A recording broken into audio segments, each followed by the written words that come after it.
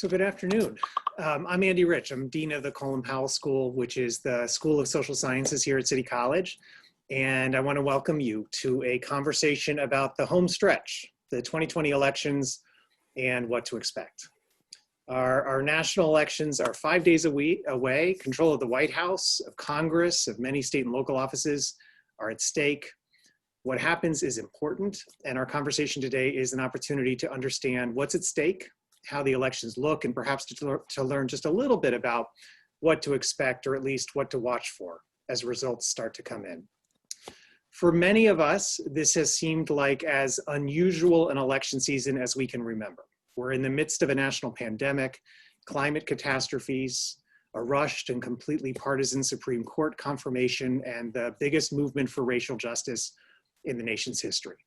The current occupant of the White House has had COVID, but denies its severity and the growing rates of infection across the country. The challenger is doing few public events as his likability numbers seem to climb and his numbers in key states seem to show him to be up a bit. The election's next Tuesday, but many millions of Americans have already voted, millions more than in any prior national election. So it sure seems unusual, but is it?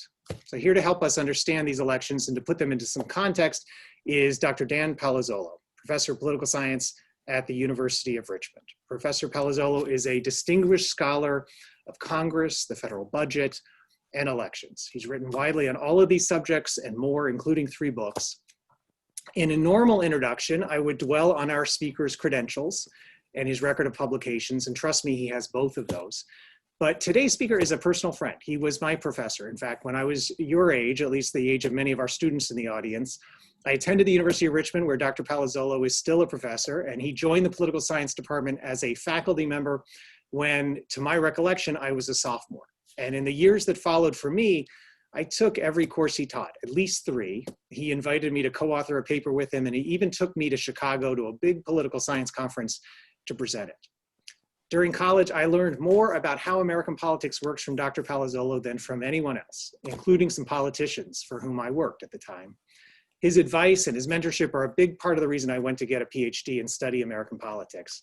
And I share all of this because it is a personal pleasure for me to be welcoming Dr. Palazzolo to CCNY and to the Colin Powell School.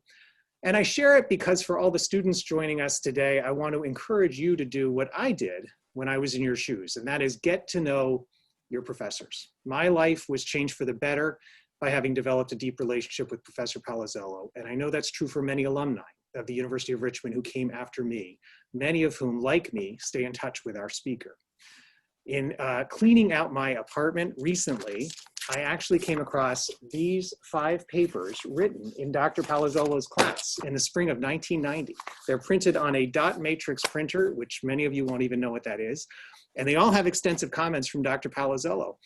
The fact that I have these papers 30 years later, and they're the only papers that I seem to have from college, is a testament to the effect that Dr. Palazzolo had in my life.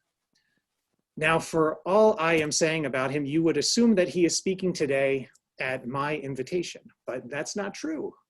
It just so happens that Dr. Palazzolo is also a friend and a collaborator of sorts with the chair of our political science department, Dan DiSalvo. Professor DiSalvo invited him to speak, and I'm pleased that Professor DiSalvo is joining us to moderate today's discussion. Professor DiSalvo is a student of American politics as well. He studied American political parties, elections, labor unions, state government, and public policy. He's the author of 2 books, many articles, and he is a senior fellow at the Manhattan Institute. If you are looking for a mentor here at CCNY, a professor like I had at the University of Richmond, I encourage you to get to know Professor DiSalvo. Professor DiSalvo, Professor Palazzolo, thank you both for being with us. I want to invite everybody in our audience to know we're going to have a time later in the program for you to share questions. And you should feel free to use the chat to post your questions at any point during the course of today's event. And Professor DiSalvo will do his best to pick up as many of them as we have time for. Also, I want to let you know we're recording the conversation. That for those who can't be with us, we have muted everyone. And with that, Dan, let me turn it over to you. Thank you, Andy, for the generous and warm introductions of both both Dans, myself and Dan Palazzolo. I just want to extend my warm welcome to Professor Palazzolo, who I've known for years, and we share a scholarly network in common. And as you mentioned, mentorship goes back a long way. And Professor Palazzolo and I, in some ways, have shared mentors over the years. And he's been a mentor to me as well, and in less formal ways. I was never his student, obviously. We got to know each other at a much later stage in life. But I admire his scholarly work greatly, and it's been a real pleasure to participate in events and things that he's invited me to at the University of Richmond. So I really couldn't think of a better person that could come and give us a dispassionate analysis of the current electoral landscape than Professor Palazzolo. So maybe just to jump right into our conversation, I guess I'd invite my first question for you, Professor Palazzolo, is in a way stepping back from the hurly-burly of events and that many of us who are political junkies are consuming on a daily basis through the news. All of the items that Dean Rich mentioned, and say, well, look, if you could teach a seminar to journalists in America today, journalists who are covering events as they happen, and the constant stream of those events, if you could step back and say, I'm going to teach a seminar to journalists about American campaigns and elections, what would be the kinds of things you would want to convey to that seminar of journalists at the New York Times and the Washington Post? Well, that's a tough question. Yes. Before I get to that, I want to thank Dean Rich for his really kind remarks. It's been a pleasure of mine over many years to have students at the University of Richmond who are eager to learn. And Andy, is being extremely modest. He's been an outstanding professor and administrator in many ways, and we could see that in 1990 when he was one of my students, and it just brought me great pleasure to work with him. And speaking of mentors, it happens to be one of our mentors. Our mentors, Dan, is on the Zoom call today. Jim Caesar from University of Virginia, who's I think been an outstanding mentor to both of us and a great friend. And so I will just tell you one short story about being a professor. I know some professors here and some students. When I was in graduate school at the University of Houston a long time ago, I almost left, and my mentor at the time, a gentleman named Ross Lentz, I'll never forget this, in the parking lot outside of the University of Houston, I said, why did you decide to be a professor? And he said, well, I get to meet young people at a time in their life when you have an opportunity to shape their thinking and inspire them to do great things. And you get to build friendships that last a lifetime. And little did I know at that time, at the age of 24 years old, that would be true, but it turns out that it is. So I'm grateful for that. Dan, to your question about the media, I don't know if I'm the right person to give advice. I would make a couple of remarks. First of all, we know that media have essentially two biases, right? One is a bias that's commercial in nature, particularly television news. It's designed to be sensational. It's designed to be hard-hitting, and that's going to be true regardless of what kind of network you tend to look at on television news. And we also know that there's an ideological bias in certain networks as well, right? So everybody needs to be aware of that. And I think given those two realities, I mean, the best thing in terms of a public good, right, is for journalists to be able to distinguish and clearly relate to their audience, right? What is a fact and what is an opinion? And I think that's one of the things that's sometimes missing, right? So given license to have an audience, right, we oftentimes can conflate these two things. And I think that's always been true, but it's become increasingly true as things go along. I don't watch that much cable news. I get a lot of news from just reading news. And I think that our news agencies actually do a pretty good job. If you're willing to dig, you can find a lot of information as a voter. You can find a lot of information if you're interested in shaping public policy, but we just have to realize that television news is going to have these two filters, and we have to deal with that. Obviously, one of the acts that a lot of political scientists will grind is use of polls and the way in which we present polling data. I think that's true. We have to be really careful when we look at a state poll, from one day to the next during an election season, with very small samples and increasingly difficult attempt to try to get the right sample, right? Any poll is only as good as the sample. I mean, it's an approximation of the population. And if it's no good, then you really can't say what the population is going to do or how it thinks or how it's going to behave. So I think use of polls is one where I think people, could benefit, journalists could benefit from. And looking ahead, finally, I guess, to election night, if there is a decisive, winner on election night of the presidential election and of the congressional elections, is to be careful with this term mandate. We hear this term mandate a lot, and it's a politicized term. But in political science, we actually think we know what a mandate would look like, right? It would mean that there is a clearly articulated policy agenda. It would mean that the voters understand what that agenda is. It would mean that the voters are actually voting on the basis of that agenda. It would mean that there's a significant shift, right, in the direction of one party or the other. But you'll hear this term come up a lot. It'll come up on election night or whatever the election is decided. And it would be nice for the voter and the American citizen to kind of have a sense of just exactly what does that mean when we say, or we claim a mandate, or we believe that there's some kind of mandate. Yeah, I was thinking about your future seminar with the press corps. And, so many people focus as consumers of news and media on current events, on the latest gaffe or scandal, things that have happened in the course of the campaign. People talk about October surprises, but political scientists often don't think about elections in those terms. They think about elections as being moved by bigger structural factors, bigger tectonic plates, you could say, that move slowly, about partisan identification, most importantly. What might you say, to students who are consuming news about the election, but how would you try to explain that disjunction between how political scientists tend to see these things and how the press sees them? One more focused on events, the other more focused on structures. Wow, this guy's a tough professor, right? First he wants me to lecture the journalist, then he wants me to lecture the political scientist. I'm happy to do that. Truth is, there's as you can imagine, there's a debate in the discipline about this. I mean, if there is a concern that I would have about political scientists, is we tend to be fixated on this idea of prediction, right? And in fact, taken to its logical extreme, behavioralism as a part of political scientists is essentially aimed, right, toward identifying the general causes of things. First, to understand and explain that, but also to have some level of prediction. And so our models, or the various models that we've used, are designed in some way to make a projection or a prediction. And we have learned a lot from those, Dan. We have learned a great deal about what structural forces tend to matter in a presidential election. But there's always some degree of play in those models, obviously. And, there's always this, strange force of free will that we can't seem to rein in as political scientists.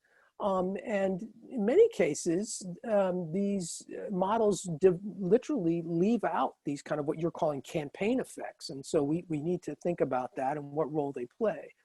I think that the record will show, the evidence will show, right, that there are a couple of general tendencies that we need to keep in mind with a presidential election, and we think can be predictors, okay? Two of the most important predictors of the outcome of an election, structural driving forces, are incumbency, right?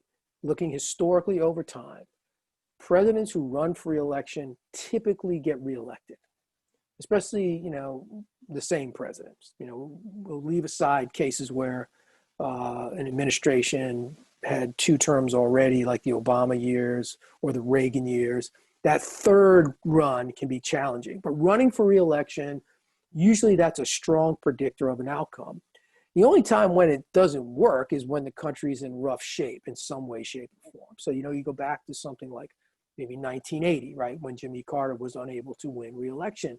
The country was not really doing so well. You're sort of dealing with this major oil crisis. You had a foreign policy crisis. You had a great deal of doubt about that. And even going back earlier than that, 1932, what have you.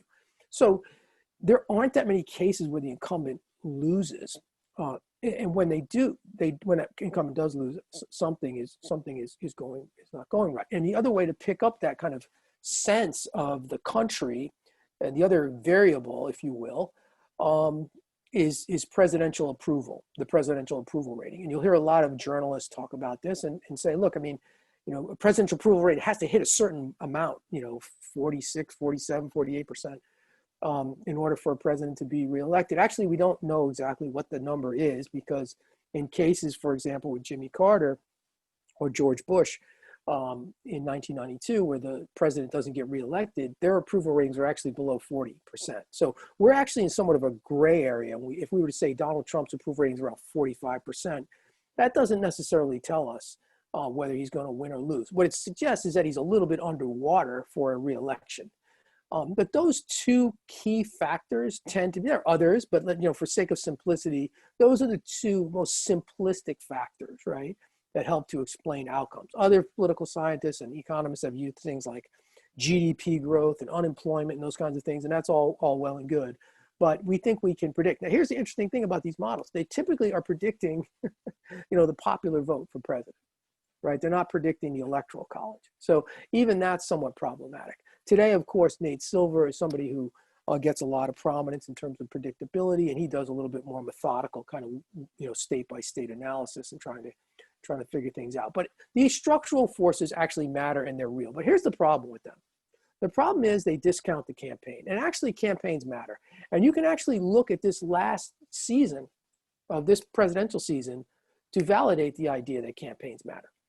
I mean, think about Joe Biden winning the nomination in the first place. Something happened in South Carolina that literally changed the fortune of that race, okay? The very fact that the field didn't winnow fast enough, right, is a campaign effect. Had it been Sanders against Biden early on, maybe that would have lasted. Clearly, if you go back 4 years ago in the 2016 Republican nomination, Donald Trump benefits from a big field. And until that field winnows, he begins to stack up support delegates along the way. So campaigns matter. They matter in the nomination phase, and they do matter in the general election phase too. If for no other reason, right, then one of the chief goals of any presidential candidate is to get support from the base of their party. You'll hear this oftentimes a lot. You got to get your base. You got to get your base. Well, that's absolutely right. I mean, the fact of the matter is swing voters may decide the outcome at the margin, at the 50% plus 1 point. But if you don't get your base, you can forget about the swing voters. So how do you do that? And many presidential campaigns are based on bringing the voters home, making sure that they're registered, making sure that they turn out, because it's a lot easier to persuade somebody who's already on your team, right, to get into the game than to convince somebody on the other team that they need to change jerseys, right, and go for your person. That doesn't mean there's obviously a soft part of the electorate where people move from one party to the next. But you really have to get your base. The campaign is instrumental in getting that base. And I would say finally, even in this particular campaign, if you go back to March, one of the things that has troubled Donald Trump is not simply the virus, but his handling of the virus. And that was a choice. So you have there the interaction of structure and campaign. The structural piece is the pandemic. He can't control that. It's beyond him. But his response to the pandemic was well within his control and essentially becomes a kind of campaign-related effect. We can talk about this, and maybe others have a different opinion. And Andy did an excellent job of setting up the peculiarities of this particular election season. But one could argue reasonably that Biden has run a better campaign. And we can talk more about that if we want. But here you have an incumbent. He cannot escape the fact that he's the incumbent, and I think has tried strenuously to continue to frame himself as the outsider. Right? Remember me? I'm the outsider. Well, you're the president, and having to adapt to that structural factor is critical. So I would, after this very long answer, say that it's still, it seems as much as we learn about structural factors that drive things, campaigns still matter. On the October surprises are real. The problem is you can't predict them, and you can't predict their effects. How many surprises have we had this month? Let's count them, okay? But we can't estimate their effects, right, until after it's all said and done. We know from the last campaign that Donald Trump caught Hillary Clinton at the end. And it was picked up in tracking polls that people ignored. But he caught her, in part because Republican voters who traditionally maybe sort of flirted with the idea of going the other way came home. Something happened in that campaign. You can blame Jim Comey, whatever you want to do. We can't predict these, and we can't oftentimes precisely decide this particular effect made this, this particular event had this particular effect, but they're definitely real. And anybody who ignores them, I think, ignores them at their peril. Yeah, just to go down a little deeper into this same set of issues that you've raised and eloquently kind of put on the table, one thing's about this particular election, and two, on either side of the ledger, on the structural side, it's very interesting, almost half the country has already voted now before Election Day. And that goes to the issue of our polarized political parties, where lots of political scientists suggest that the number of people who are actually movable by a campaign or by events is really quite a small percentage of the electorate. On the other hand, it would seem that we've had these huge events, most obviously the pandemic, and the summer of protest and over police violence against civilians, and especially Black Americans, that's erupted in cities around the country. And there's clearly the Black Lives Matter movement. So if those are two major events, are those moving? How do those move things against this predisposition of people to vote along the line or their party lines? And so how much movement could or should we expect nationally or even in the States? Yeah, so here again, I mean, not to put too fine a point on it, but I mean, political scientists have tried to sort of figure out, how big is this movable block, right? I mean, what we think we know is that most people have a partisan predisposition. And by most, I mean as many as possibly 80%, maybe even more than that. But, and some people may just say, well, I'm not really a Republican, I'm not really a Democrat. But when faced with a choice, and that's what elections are about, right? They're fundamentally about choices. We don't get to make up our candidate. Like, I just wish Donald Trump were a little less of this and a little more of that. I wish Joe Biden were a little more progressive. We don't get that. What we get is what they present to us.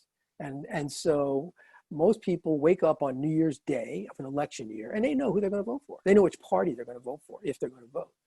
But the two things are critical here. The two choices are critical. Are they going to vote, first of all? And that's a campaign-related effect. Turnout is very, very important, even for people who already have a sense of who they want to vote for. And clearly there are people somewhere between 10 and 20%, we think, right, who are persuadables, right? They're soft. Even if they have some of them have no predisposition at all. And even if they have one, it's a loose or soft one. As we see to sort of pick this up when we talk about swing voters and what have you.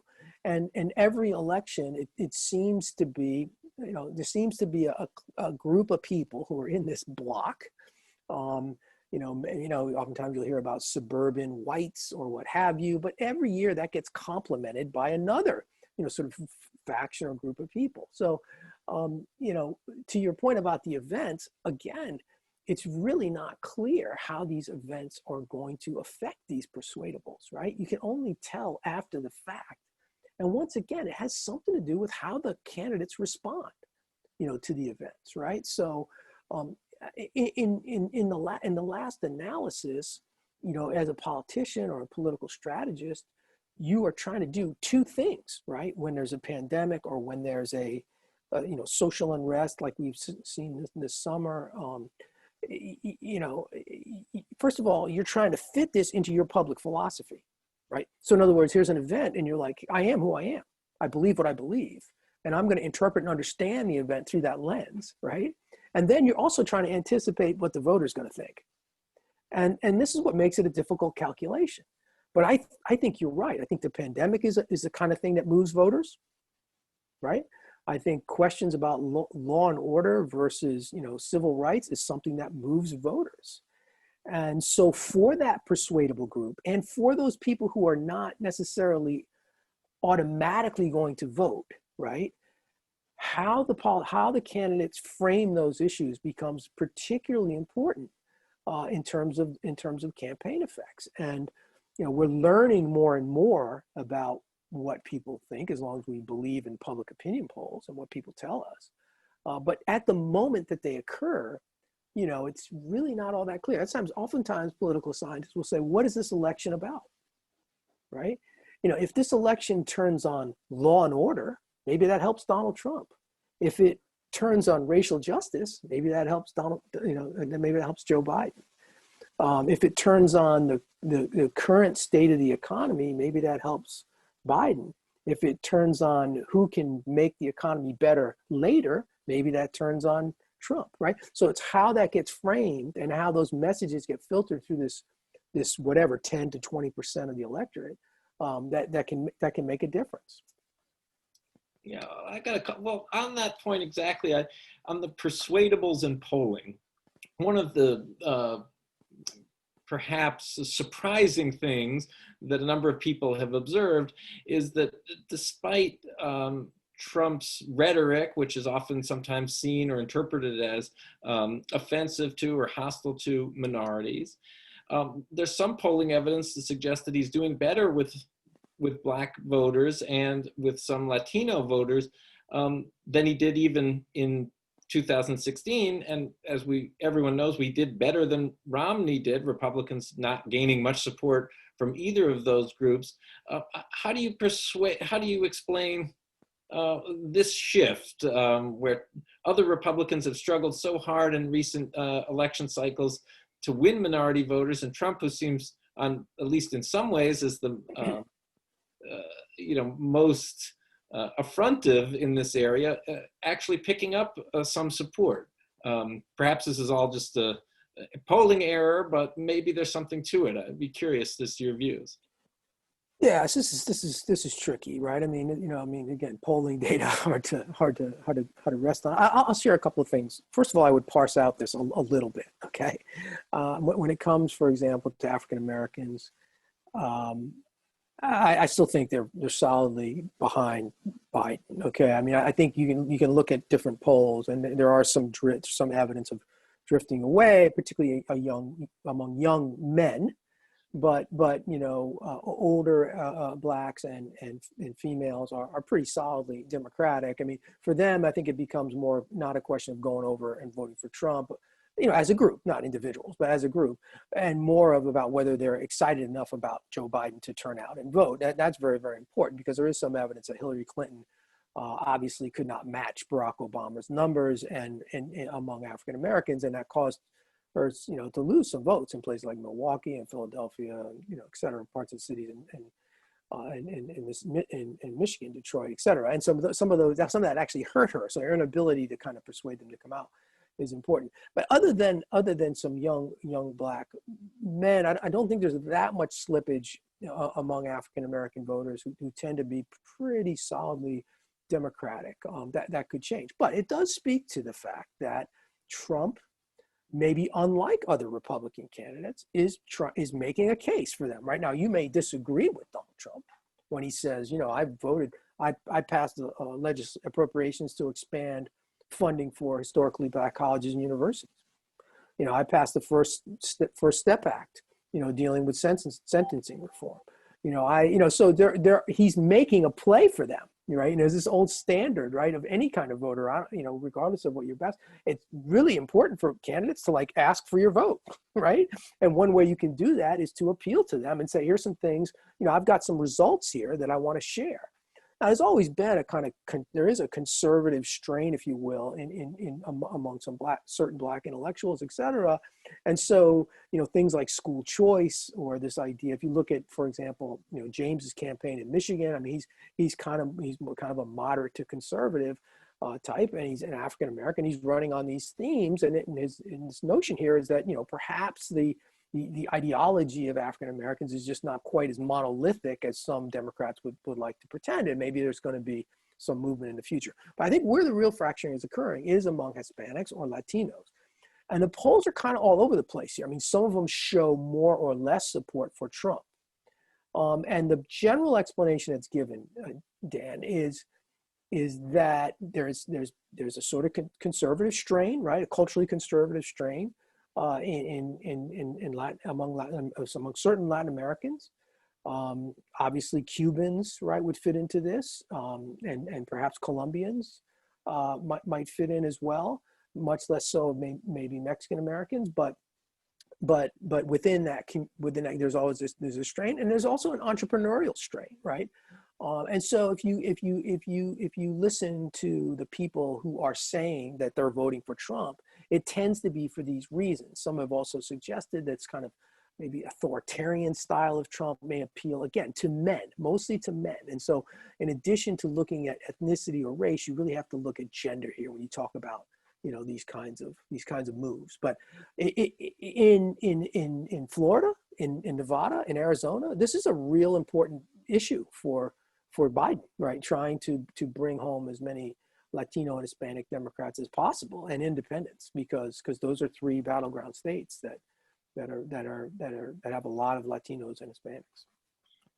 Well, I'm picking up some good questions coming in through the chat, and fortunately, they're also chiming with another thing that I wanted to ask. So we get to kill two birds with one stone, ask a student's question from the chat, and then also ask what was my question, and this plays into that, which is a little bit about election mechanics in this COVID era, which obviously there's been a lot of talk about processing the absentee ballots, including broad political claims that, you know, this kind of voting is ripe for fraud, and that there could be suppression of such votes, and issues regarding the timeline and counting of such votes.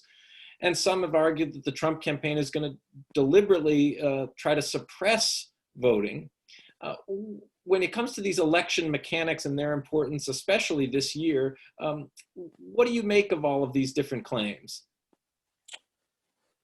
Well, I think, you know, it suggests to me that, you know, people care about their democracy, right? I mean, they care about the management of this process. There's a couple of general things that we can kind of draw out of all this, I think. And again, I mean, I don't have a crystal ball as to what's going to happen. There's an old saying, and I think I can remember Cokie Roberts, the ABC political reporter, making this statement. I don't know where it came from, but it goes something like, Democrats want all votes to count, Republicans want all votes to count just once, right? And in this kind of, you know, sort of broad-based claim, there's a kind of shared civic responsibility of both parties, right? That it's almost benign. But we know that in a particularly close election, or even any election, that there are people who are likely perhaps to try to, you know, use whatever means necessary, right, to win it. And I would say it's fairly safe to say that the further the voter gets from walking into a voting booth and registering their vote, okay, the more likely it is that something's going to happen to that vote, okay? That's just a simple thing. What studies in political science show is that there's really not a whole lot of corruption or fraud associated with absentee balloting or early voting. So let's start there with what we think is the evidence that claims about fraud are more political than they are perhaps real. Having said that, this is really important. We have never seen the magnitude of early voting that we're seeing now. Well over half of the people who even participated in the last election have already voted. And most of those are voting by mail in some way, shape, or form. A lot of them are walking up, doing the early voting, or what have you. That, plus the fact that some of the states are not really all that used to this. Now, you know, talk about Oregon or Utah, what have you. They've been doing this for a long time. They've kind of got this down. But there are a lot of states, including my state of Virginia, which I think is working hard to implement this, that did not have no excuse absentee balloting. We just enacted that in the last legislature. So there are people are kind of doing this for the first time. And there are requirements like signing it, et cetera.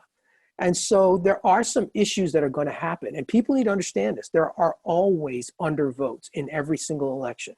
There are always going to be undervotes because the voter didn't execute something right, or there was a failure on the part of a county election officials to decide whether it's valid. this or that ballot was valid or it didn't get there on time or what have you. So that's going to happen. What should not happen, of course, is deliberate attempts to suppress voting for people who are obviously eligible to vote and just want to participate in democracy.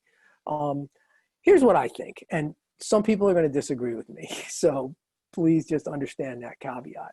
I actually think there's a pretty good regime in place right now. It's a little bit uncoordinated, it's a little bit uneven because states get to decide what they're going to do. But short of a very, very close election, which could happen in certain states, I actually think the states have pretty good laws for processing and counting ballots. And I also think that, again, depending on the size of the margin between the person who's leading and the person who's behind, I think we're going to know a lot on election night. I mean, I think that Florida, for example, is a huge bellwether for this election. If that election is close, then I think you ought to hold on to your seat, because there are going to be some contests and there are going to be some controversy. If Biden wins that night, and it will report that night because they count their absentee ballots early. If he wins that night and he wins by a sizable margin, I think it's going to be really difficult for Donald Trump to catch him. And it's going to be even harder for Donald Trump to make an argument that he did catch him and there are problems with the election machinery. Because then he'd have to be going to places like Pennsylvania, Michigan, and Wisconsin and Arizona and saying, I didn't think your absentee ballots mattered, but I really need them now. So I think that's going to be a problem for him. And so I actually believe that there's a structure out there and a system that should work. That is not to say that efforts aren't being made to suppress the vote. And that's not to say that every vote is going to count, because every vote will not count. I guarantee you that right now. It's also not to say that we'll have a winner on election night. We may not have, neither candidate may reach 270 electoral college votes. And that's simply because 3 of the huge battleground states are not going to count theirs until, they're not even going to process them in Pennsylvania until the election day is over. It's going to take Michigan, Pennsylvania, it's going to take them a few days to get their final count in. But keep this in mind, if in fact on election night, you can tally votes, right? And so let's take North Carolina as an example. And I know I'm getting way too far into the weeds here. But in North Carolina, you have a system where they don't start opening the ballots until election day, but they'll have a count. They'll have what's called the central precinct count. And they'll know at the end of that, at some point in the evening, 10, 11, 12 o'clock at night, they'll know what the vote count is, and they'll know how many votes are outstanding and haven't come in yet. And if the vote count exceeds the outstanding count, you could actually make a claim that that state, won the election. Having said that, to go back to your first question, I think it's really important for people in the media to be careful about reporting on election night this year, because, you can sow expectations in people's minds when you quote call a state and you don't have enough evidence to call the state. So everybody just needs to be patient.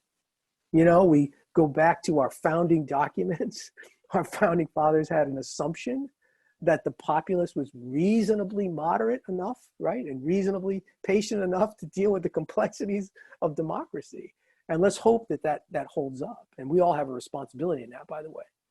So that's another long answer, Dan. Sorry. I feel like I'm on the Senate floor. It's a good one. And I guess you're, again, channeling a little bit from the chat window, and in a sense, getting us to think a little bit beyond election night. First, the immediate aftermath of moving beyond November 3rd and getting to, what do you think the prospects or chances are that the election results will be, as you suggested they might, delayed or contested, or that we might have social disorder or violence? And that would be one question, sort of just on the immediate, there's obviously some important dates, between election night and when another president is supposed to be sworn in January. That would be the immediate aftermath, but it also points us to what should careful observers of our politics be looking at when they look at outcomes in the House and Senate, and how might things shape up or be shaped by election results from who controls, Democrats or Republicans, the House and Senate. So that's a long question, but it's sort of pointing us to thinking about what's really going to matter after election day. Yeah. Well, let me get to that. I did happen to catch a couple of questions in the chat, and I just want to clarify a couple of things because someone had asked the question, how good, you say our elections are in good shape compared to what? I would say compared to what they used to be. I think there was a lot of reform of our election laws and has been since the Florida debacle of 2000. They're not perfect. Nobody should assume that. I'm not making that claim. They're human institutions and no human institution is perfect. But I think generally speaking, election administrators, and Jim and I have done some work on this, election administrators take their jobs very seriously. That's not to say that there aren't partisans out there or trying to bend things or move things one way or the other. But generally speaking, as a class of people, they may not be perfect, but I think they take their job seriously and they're trying to get as many votes into the system as they can, notwithstanding the fact that there are political forces that can move it. I also don't want to say that I don't want people to think that there's no prospect there won't be any violence. I mean, you can't look at our country right now and say, well, there's not going to be any violence. There's not going to be forceful protest. Nobody can predict that. I'm certainly not going to predict that right now. People feel strongly about this election. And so, like I said, if it's really close, I can't tell you what's going to happen, and I don't think anybody can. On the House and the Senate, this is really important. Absolutely, it's absolutely critical, quite frankly. We always focus a lot on the president, but what happens in the House and the Senate is going to have a lot to do with what happens in the president's first term or first year. Right now, the situation sort of looks like this. The Democrats have a majority in the House, and it's a reasonable majority. And what we think, prognosticators think, that of the 435 House seats, roughly 40 of them are in play, or toss-ups. Well, that's under 9%, which tells you something right there, that we have a little bit of a problem when only 40 House seats are going to decide, the future of majority of the House. And about 20 of those are Democrat and about 20 are Republican. Having said that, there are things that are called wave elections. And when a wave occurs, that is to say, when one party surges in terms of its turnout, even some of the non-toss-ups tend to go their way, okay? But basically, I think today you can say that Democrats probably have an advantage in terms of holding on to the House. Partly because what we can see in these contested races. I happen to be in Virginia, and there are 3 of those 40 races are happening right here in Virginia. One of them is right nearby. These are all 2 of these states are states that 2 of these districts are districts that Hillary Clinton lost, Trump won, and the Democrat won in 2018. And there are numerous Democrats, something like 31 or 32 or something, Democrats who are sitting in districts that Donald Trump won in 2016. Those are the key races. If Democrats can hold on to those races, or a good margin of them, and I think they probably will hold on to enough of them, they can probably win a majority in the House. In the Senate, because of our constitutional system, there are more Republicans running this year than Democrats. There are more Republican seats up for grabs. And of the 10 or maybe 11 really contested seats, most of them are Republican seats. Okay, and there's a theory in political science called the exposure thesis, right? That a party is going to lose more seats if it has more seats in play. So you can expect the Democrats probably to make some gains in the Senate. But this, again, is going to be tied a lot to Donald Trump. I mean, I think for the first time in our history in 2016, there was a direct correlation or correspondence between the presidential vote and the vote for Senate. So that means if the state voted for Clinton, they voted for a Democratic senator. And if the state voted for Trump, they voted for a Republican senator. That's not to say there aren't swing Senate states or states can't go, but the president's performance in North Carolina, in Iowa, in Colorado, maybe in Arizona, all those are going to be key. Even South Carolina, for that matter, are going to be key to deciding what happens in the Senate. So I still think it's too kind of close to call right now. But you sort of, most people think that Doug Jones won't win Alabama, that the Republicans will win that seat, and Cory Gardner won't win Colorado, and we start there. But, I think Susan Collins is in trouble.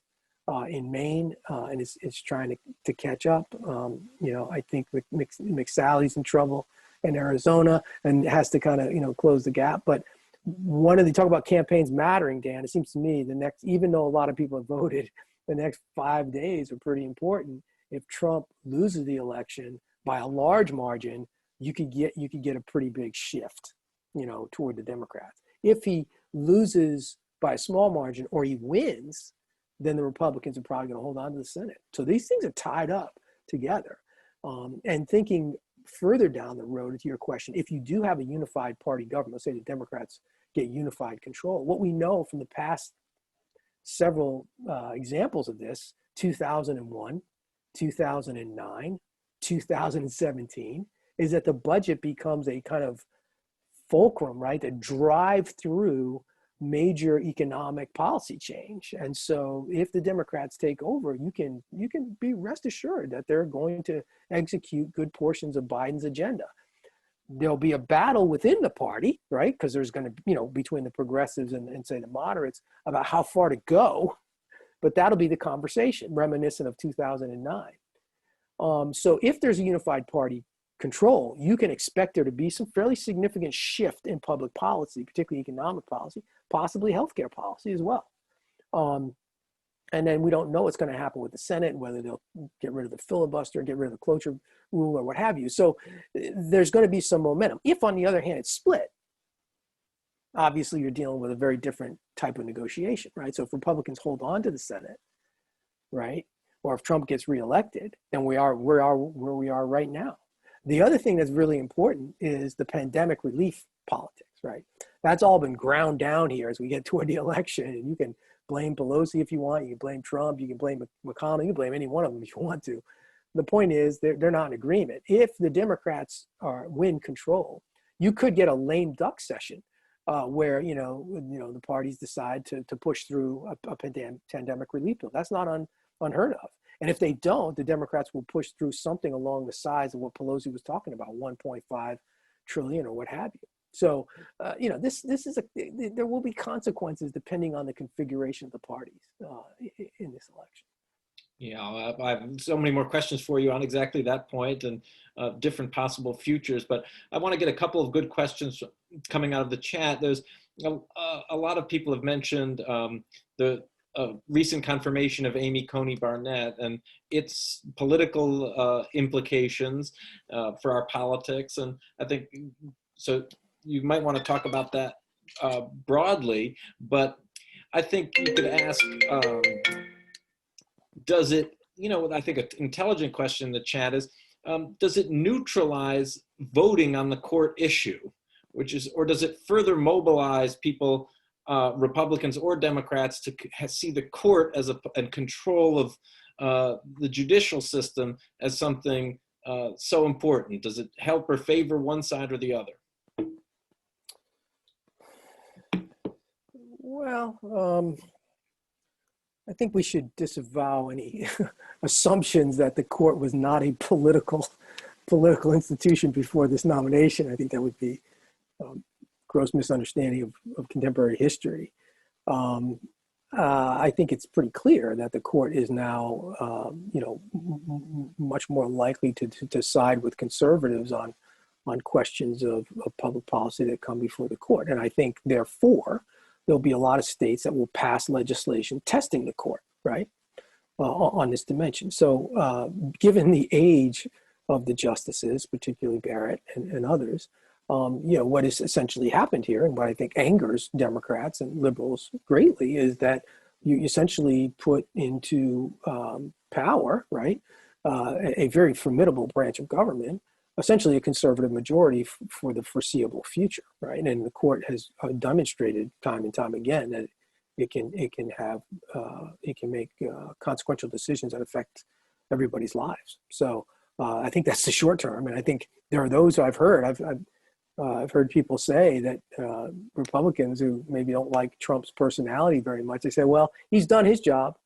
We got our conservative judges, and so we don't care if he gets reelected or not. I mean, so this is one of his promises, right? So in that sense, that is an example of where Donald Trump's presidency, historically, looking back on it, will be highly consequential. And I think it goes back to the campaign. Talk about campaigns mattering. One of the moves that Trump made in 2016 is he said, these are going to be my justices. And he took them from the Federal Society and he put them right out there. And that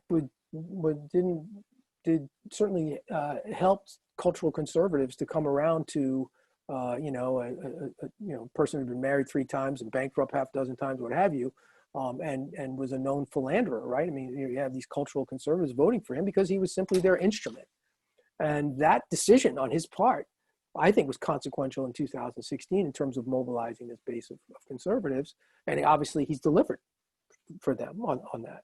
So I think that's the most important thing to take from this in terms of the consequences for public policy, if that's the question. I can follow up if there's something more to that, but I think, that goes back to these checks and balances, right, that we have that still seem to work weirdly in our constitutional system.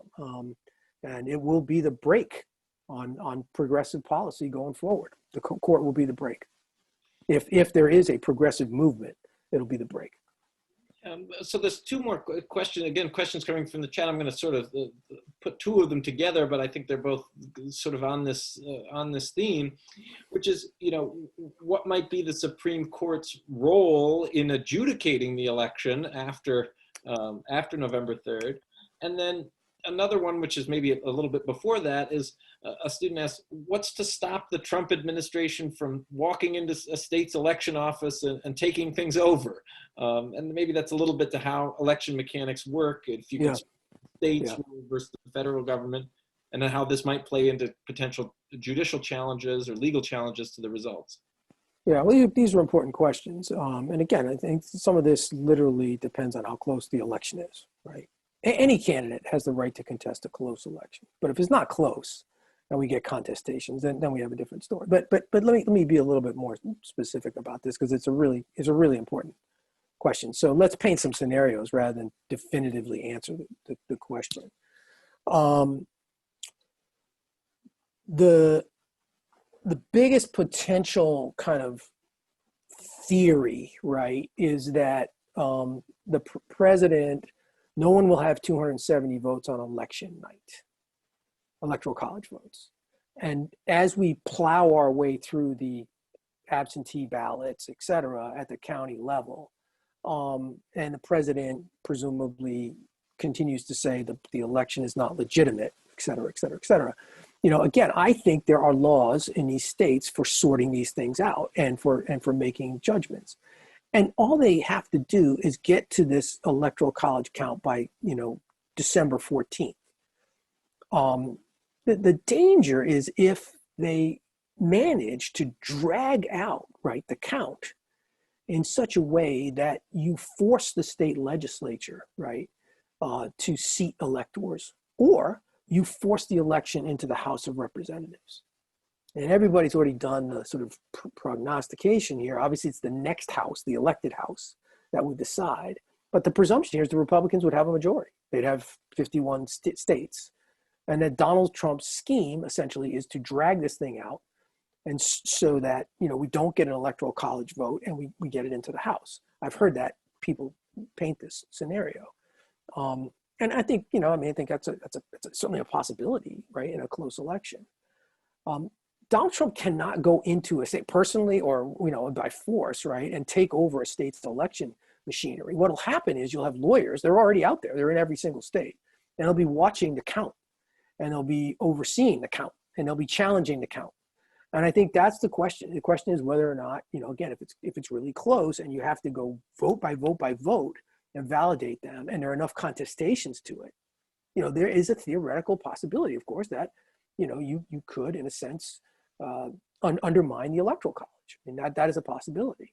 I don't think it's that likely, but maybe I'm being naive. And there was a story in the Atlantic a couple of weeks ago that was, went into great detail about this possibility.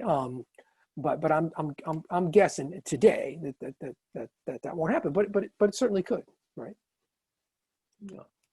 Well, another good question, I'm going to modify it slightly, that's in the chat, which is, a little bit the connections, if you could help us think about how elections are related in some sense to policy outcomes, which is, and the question in the chat asked, well, the cultural conservatives have been so effective in winning judges from Republican presidents and Republican senators.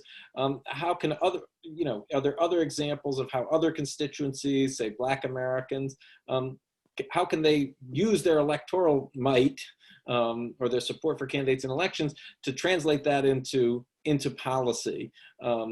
So in that sense, what's the connections between elections and policy, broadly understood? Yeah, it's a big question. Again, we have done a lot of studies of this, and it's somewhat of a kind of a controversial subject among political scientists about the extent to which unified party control versus divided government leads to certain outcomes. There's no question that the political space has become more polarized, if not among voters, and certainly among the elites, certainly among the elected officials. And so that is why this configuration of party control is so important.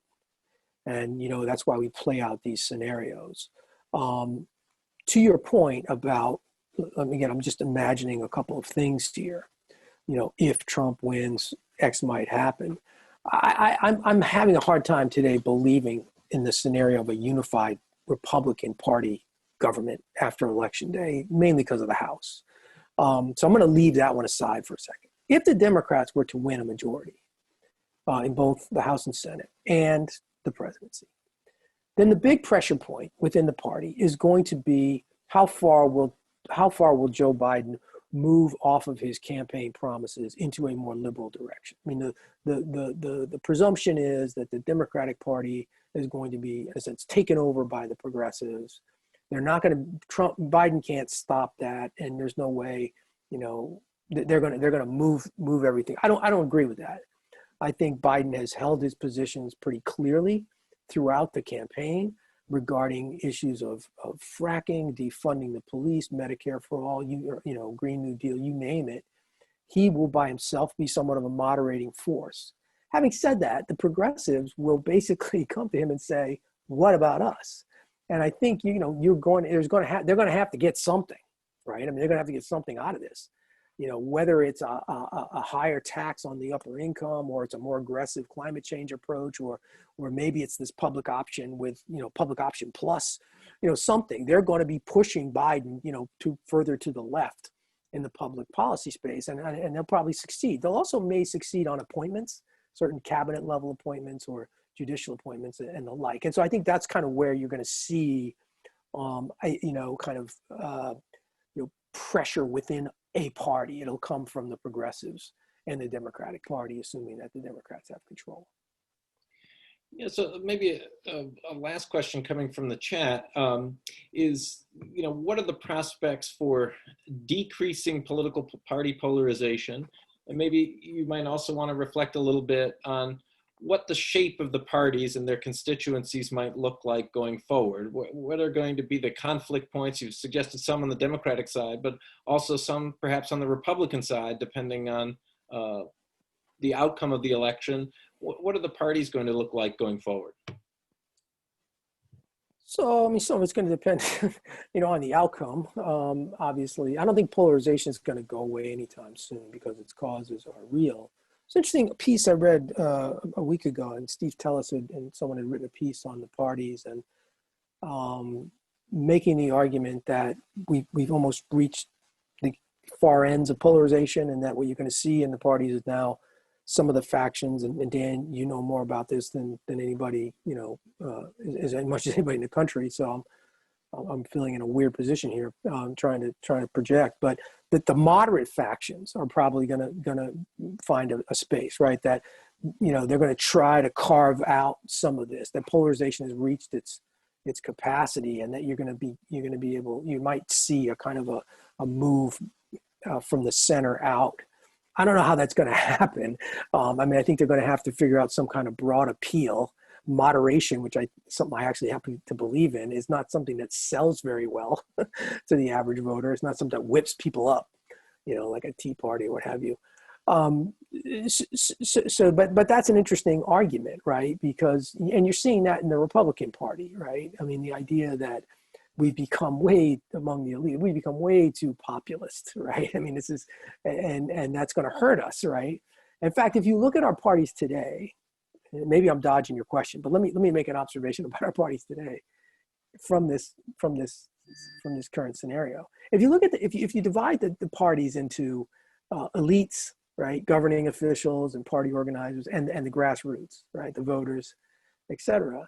I mean, what you're seeing in the Republican Party is you're seeing a highly unified grassroots, right? I mean, it's 78, 80% of Republicans strongly approving of Donald Trump. But you see division at the top. I mean, so whether it's John Kasich going to the convention and endorsing Biden, or numerous Republicans in the administration, former administration officials coming out and saying they're opposed to Trump, the Lincoln Project. I mean, so the elites are divided in the Republican Party. The base is not divided. On the Democratic side, the elites came together, right? I mean, this is what you try to do at a convention. You might remember, one of the things was the last night at the Democratic convention, they brought together all, Bernie was there, and Cory Booker was there, Elizabeth Warren was there, Beto was there. They're all there, and they'll say, "Hey, Joe is our guy. You got to get behind Joe. He's our man. We're all behind Joe." But it's the grassroots, really, that where you're seeing some of the divisions, right? I mean, and the progressive movement, which is very, very real, right, is putting pressure on a kind of more traditional kind of, establishment Democratic Party. And so I think that's where the pressure is, right? In the Democratic Party, it's more grassroots and how to manage that. So going into this election, you sort of have to take that condition into account.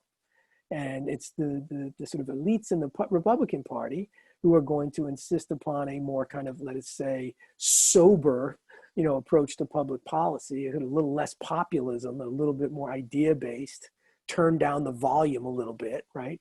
And then the Democrats, I think, are going to be pushing hard to make the most progressive, changes they can in government. So, where that winds up, is hard to say, Dan. You probably have a much better sense of that than I would. But I think today, as we look at it, I think that's what we're seeing in terms of the potential,